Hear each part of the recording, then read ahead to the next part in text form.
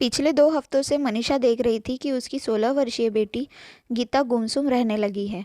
उसके भीतर न स्कूल जाने को लेकर कोई उत्साह दिखाई दे रहा है, न पढ़ाई में उसका मन लग रहा है और न ही वह घर पर किसी से ठीक से बात कर रही है। गीता का यह व्यवहार मनीषा को अंदर ही अंदर खाए जा रहा था। उसे समझ ही नहीं आ रहा था कि गीता के व्यवहार में अचानक यह बदलाव किस वजह से है। उम्र के जिस नाजुक दौर से गुजर रही थी उसमें भटकाव का होना लाजमी है।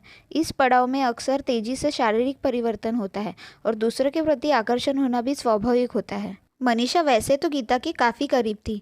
कभी माँ बनकर उसे सही गलत का फ़र्क बताते हुए सलाह देती तो कभी सहेली बनकर उसके दिल का राज जान लेती, लेकिन इस बार मामला थोड़ा गंभीर लग रहा था। मनीषा भी गीता से सीधे इस विषय पर बात करने के पक्ष में नहीं थी, इसीलिए उसकी गतिविधियों पर कड़क नज़र रखने लगी।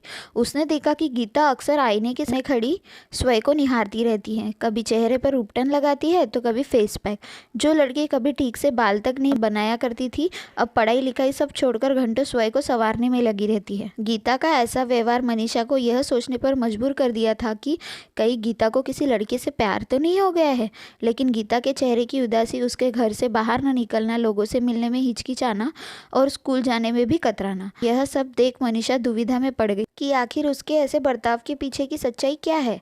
अनेक सवाल मनीषा के दिमाग में कौंध कर रहे थे। एक दिन अचानक जब गीता बाहर से घर लौटी तो उसे देख मनीषा हैरान रह गई।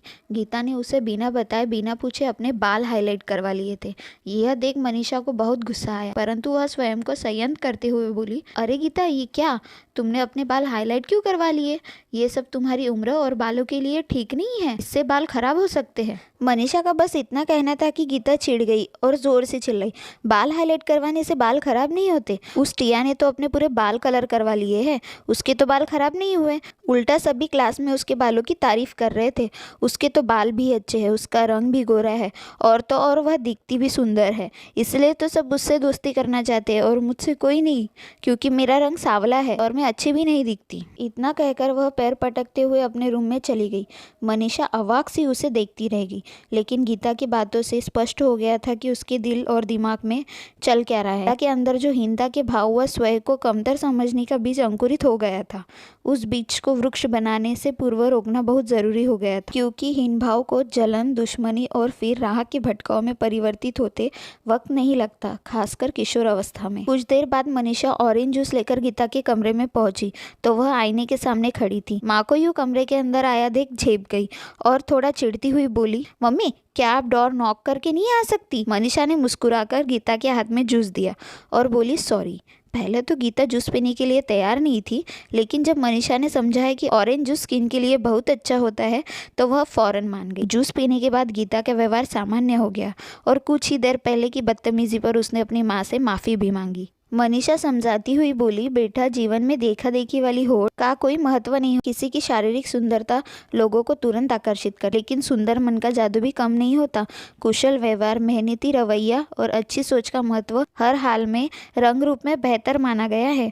तुम टिया की तरह बनने की कोशिश मत करो। तुम जैसी हो वैसे ही बहुत अच्छी हो। टिया की तरह बनूंगी तो उसका प्रतिरूप हो जाऊंगी। तुम्हारी अपनी पहचान क्या होगी? तुम पढ़ाई में हमेशा अव्वल रही हो, लेकिन आजकल टिया की छाया बनने के जुनून में तुम्हारी पढ़ाई से मन हट गया है।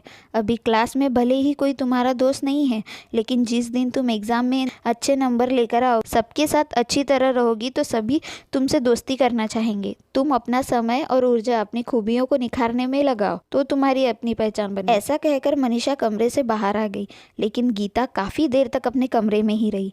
फिर जब वह अपने कमरे से बाहर आई तो खुश थी।